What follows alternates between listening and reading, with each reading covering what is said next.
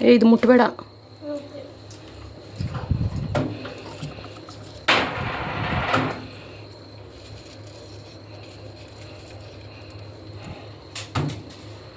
ಅದೇನೋ ಬಿತ್ತು ನೋಡಿ ಕೆಳಗಡೆಗೆ ಎತ್ಕೊಂಗೆ.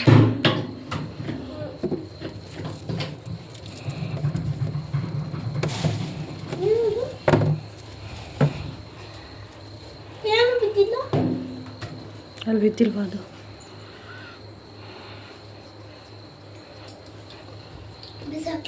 ಹ್ಞೂ.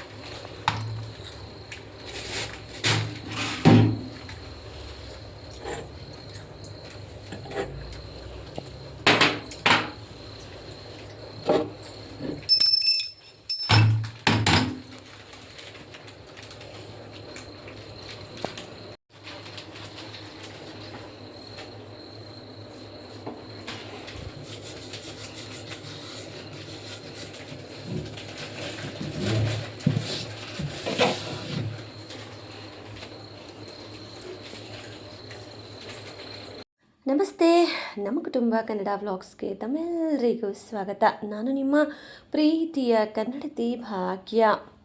ಫ್ರೆಂಡ್ಸ್, ಎಲ್ಲರೂ ಹೇಗಿದ್ದೀರಾ? ಹೋಪ್ ಎಲ್ಲರೂ ಸೇಫಾಗಿ ಚೆನ್ನಾಗಿದ್ದೀರಾ ಅಂತ ಹೇಳಿ ಭಾವಿಸ್ತಾ, ನೀವೆಲ್ಲರೂ ಗ್ರಹಣವನ್ನು ಹೇಗೆ ಸೆಲೆಬ್ರೇಟ್ ಮಾಡಿದ್ರಿ, ಅಂದರೆ ಗ್ರಹಣ ಆಗೋಕ್ಕಿಂತ ಮುಂಚೆ, ಗ್ರಹಣ ಎಲ್ಲ ಮುಗಿದ ಮೇಲೆ ಸೊ ಹೇಗೆ ಅಂತ ಹೇಳಿ ಕಮೆಂಟ್ ಮಾಡಿ. ಆ್ಯಂಡ್ ನಾನು ಕಲಿತಂತಹ ರಿಚುವಲ್ಸ್ ಎಲ್ಲವನ್ನು ಫಾಲೋ ಮಾಡಿದೆ. ಗರಿಕೆ ಹುಲ್ಲಿಡೋದಾಗಿರಬಹುದು, ಆಮೇಲೆ ಇದು ದೇವ್ರಿಗೆ ಪೂಜೆ ಎಲ್ಲ ನಾವು ಮಾಡ್ಕೋತೀವಲ್ವ, ಸೊ ಈ ಹೋಮ ಹವನ ಇದಕ್ಕೆಲ್ಲನೂ ಬಳಸುವಂತಹ ದರ್ಬೆ ಆಗಿರಬಹುದು, ಇದನ್ನು ಎಲ್ಲದ್ರ ಮೇಲೂ ಸ್ವಲ್ಪ ಸ್ವಲ್ಪ ಇಟ್ಟಿದೆ. ಈವನ್ ದೇವ್ರ ಮನೆಯಲ್ಲೂ ಕೂಡ.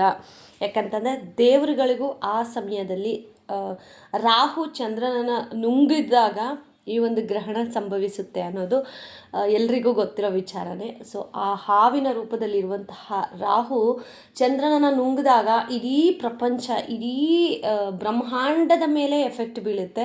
ನಮ್ಮ ದೇವರುಗಳೆಲ್ಲನೂ ಕಡಿಮೆನಾ? ಸೊ ಅದಕ್ಕೆ ದೇವ್ರ ಮನೆಯಲ್ಲೂ ಗರಿಕೆ, ಆಮೇಲೆ ದರ್ಬೆ ಎಲ್ಲ ಇಟ್ಟು ಅದಾದಮೇಲೆ ಆ್ಯಕ್ಚುಲಿ ಪರ್ಯಂತ್ಗೆ ಲಾಸ್ಟ್ 2 ಡೇಸಿಂದನೂ ಆಫ್ ಡೇ, ಅಂದರೆ 12:30ಗೆ ಸ್ಕೂಲ್ ಬಿಡ್ತಾರೆ. ಪರ್ಯಂತ್ 1:15ಗೆಲ್ಲ ಮನೆಗೆ ರೀಚ್ ಆಗ್ತಾ ಇದ್ದ. ಸೊ ಅದಕ್ಕೆ ನಾನೇನು ಮಾಡಿದೆ, ನಾವು ಹೇಗೆ ಗ್ರಹಣನ ಸೆಲೆಬ್ರೇಟ್ ಮಾಡಿದ್ರಿ ಅಂತ ಹೇಳಿ ಶೇರ್ ಮಾಡ್ತಾ ಇದ್ದೀನಿ. ಆ್ಯಂಡ್ ಇದು ಫನ್ನಿ ಅನಿಸ್ಬೋದು, ಬಟ್ ಇಟ್ಸ್ ಫ್ಯಾಕ್ಟ್. ಓಕೆ, ನಗೋ ಅಂಥ ವಿಚಾರ ಏನೂ ಇಲ್ಲ. ಏನಪ್ಪ ಅಂತಂದರೆ ಪರ್ಯಂತ 1:30ಗೆ ಬಂದ. ಸೊ 3 o'clock ಒಳಗಡೆ ಊಟ ಮಾಡಬೇಕು. ಸೊ ನಮ್ಮ ಕಡೆ ಗ್ರಹಣ ಸ್ಟಾರ್ಟ್ ಆಗೋದು 6:27ಇಂದ 6:57ವರೆಗೂ ಇರುತ್ತೆ ಅಂತ ಹೇಳಿ, ಅಂದರೆ ಆಲ್ಮೋಸ್ಟ್ 7 o'clockವರೆಗೂ. ಸೊ ಅದಕ್ಕೆ ನಾವೇನು ಮಾಡಿದ್ವಿ, ಪರ್ಯಂತ ಬಂದ ತಕ್ಷಣ ಊಟ ಮಾಡಿ ಸ್ವಲ್ಪ ಹೋಮ್ವರ್ಕ್ಸ್ ಎಲ್ಲ ಮಾಡಿಸಿ 3 o'clockಗೆ ಹೋಗಿ ಮಲ್ಕೊಂಡ್ವಿ. ಚೆನ್ನಾಗಿ ನಿದ್ದೆ ಮಾಡಿದ್ವಿ.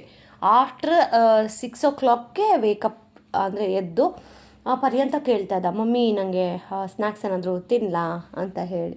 ನಾನು ಇಲ್ಲ ಇನ್ನೂ ತಿನ್ನಬಾರ್ದು ಅಂತ ಹೇಳಿ 6 to 7 ನನ್ನ ಮಗನ್ನ ಆ ಒಂದು ಹ್ಯಾಂಡಲ್ ಮಾಡೋದಿದೆಯಲ್ಲ, ಬೇಕಾಗಿ ಆಚೆ ಹೋಗೋದು, ಮಮ್ಮಿ ವಾಶ್ರೂಮ್ಗೆ ಹೋಗ್ಲಾ, ಮಮ್ಮಿ ಒಂಚೂರು ಹಿಂಗೋಗಿ ಹಿಂಗೆ ಬರಲಾ, ಅಂದರೆ ಅವ್ನು ನೋಡೋಕ್ಕೆ ಲಿಟ್ರಲಿ ಅವನು ವೆಯ್ಟ್ ಮಾಡ್ತಾಯಿದ್ದ ನೋಡೋಕ್ಕೆ ಅಂತ ಹೇಳಿ. ಸೊ ಗ್ರಹಣ ಆದಾಗ ಮಲಗಬಾರ್ದು, ಹೌದು. ಸೊ ಅದಕ್ಕೇ ನಾವು 3 o'clockಗೆ ಮಲಗಿ 6 o'clock ಅಷ್ಟೊತ್ತಿಗೆ ಎದ್ದು ಚೆನ್ನಾಗಿ ನಿದ್ದೆ ಮಾಡಿದೆ, ನಾನು ಮತ್ತು ನನ್ನ ಮಗ ಇಬ್ಬರು. ಯಾಕೆ ಅಂತಂದರೆ ಕಂಟಿನ್ಯೂಸ್ಲಿ ನಮಗೆ ತಲೆ ಸ್ನಾನ ಮಾಡ್ತಾಯಿದ್ದೀವಿ, ಹಬ್ಬಗಳು ಮಾಡ್ತಾಯಿದ್ದೀವಿ, ಪೂಜೆಗಳು, ವ್ರತಗಳು ಇವೆಲ್ಲ ಮಾಡಿ literally we are both tired. ನಾನು ನನ್ನ ಮಗ, ಹಸ್ಬೆಂಡ್ ಬಿಡಿ, ಅವರು ಈ ಥರದಕ್ಕೆಲ್ಲ ರಿಚುವಲ್ಸ್ ಎಲ್ಲ ಫಾಲೋ ಮಾಡೋದಿಲ್ಲ. ಅವರಾಯಿತು, ಅವ್ರ ಕೆಲಸ ಆಯಿತು, ಎದ್ರಾ, ಟೀ ಕುಡಿದ್ರಾ, ರೆಡಿ ಆದ್ರಾ, ಆಫೀಸ್ಗೆ ಹೋದ್ರಾ, ಕಾಲಲ್ಲಿ ಮೀಟಿಂಗ್ ಕಾಲ್ ಆಯಿತಾ, ಇಷ್ಟೇ. ಬಟ್ ನನ್ನ ಜೊತೆಗೆ ಸಫರ್ ಆಗಿದ್ದು ಪಾಪ ನನ್ನ ಮಗನೇ. ನಾನು ಎಷ್ಟೊತ್ತಿಗೆ ಎದ್ದೊಳ್ತೀನೋ ಅಷ್ಟೊತ್ತಿಗೆ ಅವನು ಎಬ್ಬರಿಸಿ ತಲೆ ಸ್ನಾನ ಮಾಡಿಸಿ ಇವೆಲ್ಲ ಪಾಪ. ಸೊ ಇಷ್ಟೂ ದಿನದಲ್ಲಿ ನಾವೇನು ಫುಲ್ ನಮಗೆ ಟಯರ್ಡ್ ಆಗಿತ್ತೋ, ಆಲ್ಮೋಸ್ಟ್ ಇವತ್ತು 3 hours ಚೆನ್ನಾಗಿ ನಿದ್ದೆ ಮಾಡಿದ್ವಿ. ಆಫ್ಟರ್ 7 ಒಂದೊಂದೇ ಕೆಲಸವನ್ನು ಶುರು ಮಾಡಿಕೊಂಡ್ರೆ, ಫಸ್ಟ್ ಹೀಟ್ರಿಗೆ ನೀರು ಹಾಕಿ ಸ್ಟೆಪ್ಸ್ ಎಲ್ಲ ತೊಳೆದು, ಹೊಸ್ಲೆಲ್ಲ ತೊಳೆದು, ಅದಾದಮೇಲೆ ದೇವ್ರ ಪಾತ್ರೆ ನೆನ್ನೆನೂ ವಾಶ್ ಮಾಡಿದ್ದೆ ಆ್ಯಂಡ್ ಸ್ಟಿಲ್ ಇವತ್ತೂ ವಾಶ್ ಮಾಡಿ ಅರ್ಶಿನ ಕುಂಕುಮ ಮಾಡೋಷ್ಟು ಟೈಮ್ ಇರಲಿಲ್ಲ ಬಿಕಾಸ್ ಆಲ್ರೆಡಿ 9:30 ಆಗಿಬಿಟ್ಟಿತ್ತು. ದೇವಸ್ಥಾನಕ್ಕೂ ಹೋಗಬೇಕಿತ್ತು, ಮೀನ್ವೈಲ್ ಅಡುಗೆನೂ ಮಾಡಬೇಕಿತ್ತು. ಸೊ ಹಾಗಾಗಿ ಸ್ವಲ್ಪ ಬೇಗ ಬೇಗನೆ ಮಾಡ್ಕೊಳ್ಳೋಣ ಪರವಾಗಿಲ್ಲ ಅಂತ ಹೇಳಿ ದೇವರ ಫೋಟೋಗಳಿಗೂ ಅಷ್ಟೇ ಅರ್ಶಿನ ಕುಂಕುಮ ಏನೂ ಇರಲಿಲ್ಲ. ಜಸ್ಟ್ ಫೋಟೋಗಳನ್ನು ತೊಳೆದು ಒರೆಸಿ ನೀಟಾಗಿ ಅದಾದ್ರ ಜಾಗಕ್ಕಿಟ್ಟು ದೇವರಿಗೆಲ್ಲ ಅಲಂಕಾರ ಮಾಡಿ ಅದಾದಮೇಲೆ ದೀಪ ಹಚ್ಚಿ ಪೂಜೆ ಮಾಡಿಕೊಂಡೆ. ಸೊ ನಾನು ಇವೆಲ್ಲ ಕೆಲಸ ಮುಗಿಯೋಷ್ಟೊತ್ತಿಗೆ ನಮ್ಮ ಯಜಮಾನ್ರಿಗೆ ಹೇಳಿದ್ದೆ, ನಾನು ಇವತ್ತು ಗ್ರಹಣ ಇದೆ, ಒಂದು ಸ್ವಲ್ಪ ಬೇಗ ಬನ್ನಿ ಅಂತ ಹೇಳಿ. ಅವರು ಇಲ್ಲ ಆಫೀಸಲ್ಲಿ ಕೆಲಸ ಜಾಸ್ತಿ ಇದೆ ಬರೋಕ್ಕಾಗಲ್ಲ ಅಂತಂದರು. ಇಟ್ಸ್ ಓಕೆ ಅಂತ ಹೇಳಿ ನಾನು ಹೋಗಿ ನೀರು ಹಿಡ್ಕೊಂಬಂದು ಕೆಳಗಡೆಯಿಂದ ತೊಗೊಬರ್ಬೇಕು ನಾವು ಆ್ಯಕ್ಚುಲಿ ಬಿಂದಿಗೆಯಲ್ಲಿ ಹಿಡ್ಕೊಂಡು.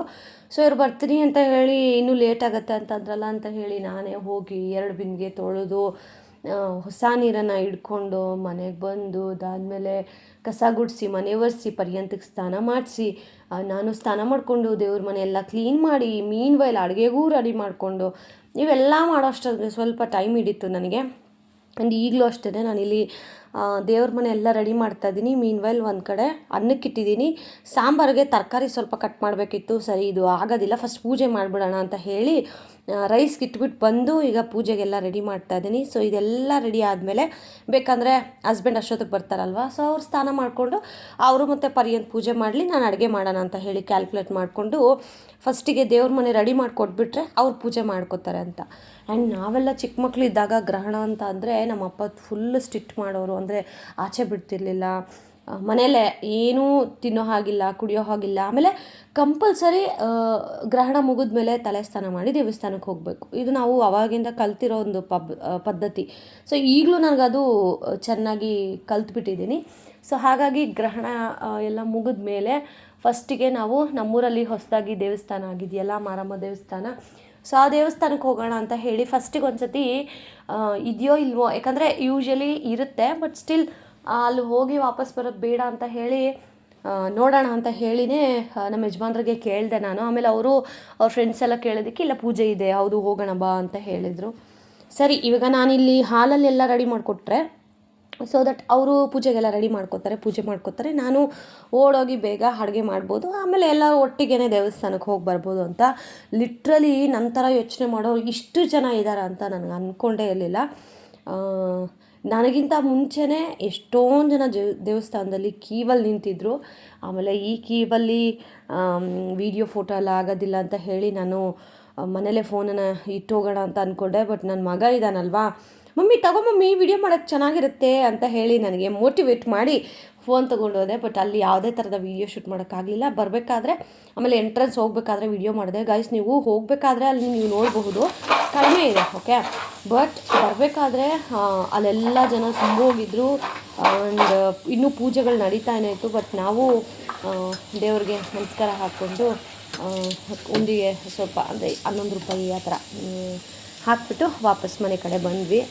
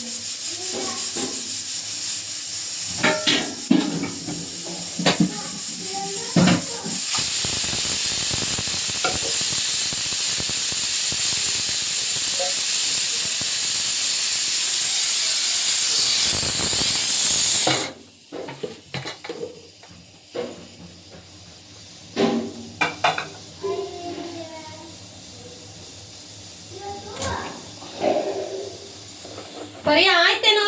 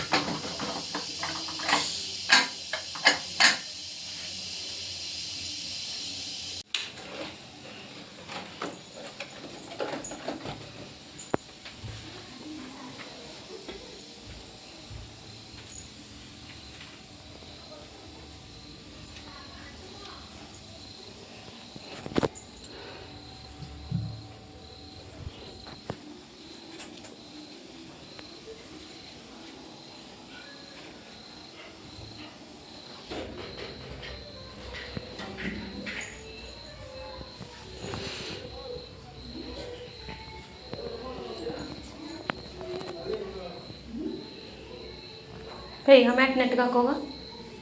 ಯಾಕೆ ಹಂಗೆ ಕೊಂತಾರೆ ಕತ್ತಿಗೆ ಕತ್ತಿ ಹಿಡ್ಕೊಂತಲ್ಲ ಮ್ಯಾಟ್ ಸರಿಯಾಗಿ ಹಾಕು.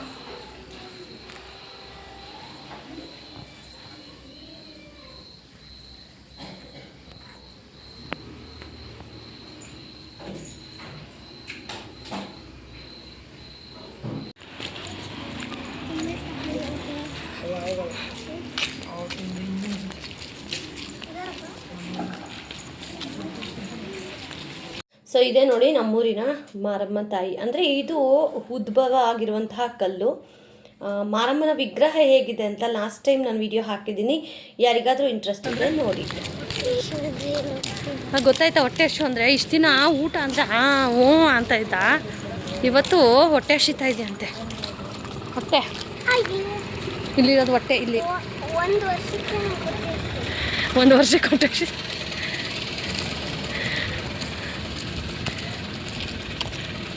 ಇನ್ನು ಅಲ್ಲಿಂದ ಬಂದು ಬಿಸಿ ಬಿಸಿ ರೈಸು ರೆಡಿಯಾಗಿತ್ತು, ಸಾಂಬಾರು ರೆಡಿಯಾಗಿತ್ತು, ಬೇಗ ಕ್ವಿಕ್ಕಾಗಿ ಮಾಡ್ಕೊಂಡಿದ್ದಾಯಿತು. ಯಾರೆಲ್ಲ ನಮ್ಮ ಥರ ಗ್ರಹಣನ ಸೆಲೆಬ್ರೇಟ್ ಮಾಡಿದ್ರಿ ಕಮೆಂಟ್ ಮಾಡಿ. ಆ್ಯಂಡ್ ಕೆಲವೊಬ್ಬರ ಮನೇಲಿ ಇದನ್ನೆಲ್ಲ ನೆಗ್ಲೆನ್ಸಿ ಥರ ತೊಗೋತಾರೆ, ಅಯ್ಯೋ ಇದನ್ನೆಲ್ಲ ಯಾರು ಮಾಡ್ತಾರೆ, ಮಾಡೋಕ್ಕೆ ಕೆಲಸ ಇಲ್ಲದೆ ಇರೋರು ಅಂತ ಅನ್ನೋರು ಅವರವರ ಇಷ್ಟಕ್ಕೆ ಬಿಟ್ಟಿರೋದು ಅಷ್ಟೇನೆ. ಯಾಕಂದರೆ ನಮ್ಮ ಹಿರಿಯರು ನಮಗೇನು ಹೇಳ್ಕೊಟ್ಟಿದ್ದಾರೋ ನಾವು ಆ ಥರ ಫಾಲೋ ಮಾಡ್ತೀವಿ ರಿಚುವಲ್ಸನ್ನು. ಕೆಲವೊಬ್ಬರಿಗೆ ಅದು ಇಂಟ್ರೆಸ್ಟ್ ಇಲ್ಲ, ಸೊ ಅದು ಅವರವರ ಇಚ್ಛೆಗೆ ಬಿಟ್ಟಿದ್ದು. ಆ್ಯಂಡ್ ಫೈನಲಿ ಗ್ರಹಣ ಇಷ್ಟು ದಿನ ಗ್ರಹಣ ಬರ್ತಾ ಇದೆ, ಕೊನೆಗೂ ಗ್ರಹಣ ಮುಗೀತು. ಆ್ಯಂಡ್ ನಮ್ಮ ವ್ರತನೂ ಸಹ ಮುಗೀತು. ಇನ್ನು ನಾಳೆ ವೆಡ್ನಸ್ಡೇ ಕಲಾ ಅವ್ರ ಮನೇಲಿ ಪೂಜೆ ಇಟ್ಕೊಂಡಿದ್ದಾರೆ, ಸೊ ಅಲ್ಲಿಗೆ ಹೋಗಬೇಕು. ಸೊ ನಾಳೆ ಹೇಗೆಲ್ಲ ಇರುತ್ತೆ ಖಂಡಿತವಾಗ್ಲೂ ವಿಡಿಯೋನ ಹಾಕ್ತೀನಿ, ತಪ್ಪದೆ ನೋಡಿ. ಆ್ಯಂಡ್ ನಾವು ಒಂದು ಬಯಸಿದರೆ ಭಗವಂತ ಒಂದು ಬಯಸೋದು ಅಂತ ಸುಮ್ಮನೆ ಹೇಳೋದಿಲ್ಲ. ಯಾಕೆ ಅಂತಂದರೆ ಕೆಲವೊಬ್ಬರಿಗೆ ನಾವು ಮಾತಲ್ಲಿ ಹೇಳ್ಬೋದು, ಬಟ್ ಕೆಲವೊಬ್ಬರಿಗೆ ಕೈಯಾರೆ ಆನ್ಸರ್ ಕೊಟ್ಟರೆ ಆಗೋದಂತೆ. ಇಲ್ಲಿ ನಾನು ಕೊನೆಯದಾಗಿ ಹೇಳೋಕ್ಕೆ ಇಷ್ಟಪಡೋದು, ಒಬ್ಬರಿಗೆ ನಾನು ಆನ್ಸರ್ ಕೊಡಬೇಕಾಗತ್ತೆ. ಸೊ ವಿಡಿಯೋ ಮಾಡೋಣ ಅಂತ ಹೇಳಿದ್ರೆ ನನಗೆ ಟೈಮ್ ಸಾಕಾಗ್ತಾಯಿಲ್ಲ ಗೈಸ್. ಖಂಡಿತವಾಗ್ಲೂ ಆ ಮಹಾರಾಣಿಗೆ ಒಂದು ಸಪ್ರೇಟ್ ವಿಡಿಯೋನ ನಾನು ಮಾಡ್ತೀನಿ. ಮಹಾರಾಣಿ ಅಲ್ಲ, ಮಹಾಭಿಕ್ಷಕಿಗೆ ವಿಡಿಯೋನ ನಾನು ಶೇರ್ ಮಾಡ್ತೀನಿ ಆದಷ್ಟು ಬೇಗ. ಮಹಾಮಂಗಳಾರತಿ ಕಾದಿದೆ. ಕಂಟಿನ್ಯೂಸ್ ಆಗಿ ನನಗೆ ಹಬ್ಬಗಳು ಪೂಜೆಗಳು ಇರೋದ್ರಿಂದ ಇಂಥವ್ರ ಬಗ್ಗೆ ಯೋಚನೆ ಮಾಡ್ಕೊಂಡು ಕೂತ್ಕೊಳ್ಳೋಕೆ ಟೈಮ್ ಇರಲಿಲ್ಲ. ಹಾಗಾಗಿ ಖಂಡಿತವಾಗ್ಲೂ ನೆಕ್ಸ್ಟ್ ವಿಡಿಯೋ ಅದೇ ಆಗಿರುತ್ತೆ, ವೆಯ್ಟ್ ಮಾಡ್ತಾ ಇರಿ. ಅರ್ಷಿತಾ ಭಿಕ್ಷುಕಿ ಅರ್ಷಿತಾ ಮುಂಬರೋ ವಿಡಿಯೋದಲ್ಲಿ ನೋಡಿ, ತುಂಬ ಚೆನ್ನಾಗಿರುತ್ತೆ, ಎಂಜಾಯ್ ಮಾಡ್ತೀರಾ. ನಿಮ್ಮ ಜೀವನದಲ್ಲೂ ಈ ರೀತಿ ಕಸ ಕಡ್ಡಿಗಳು ಇದ್ದಾವ ಕಮೆಂಟ್ ಮಾಡಿ. ಬಾಯ್ ಬಾಯ್.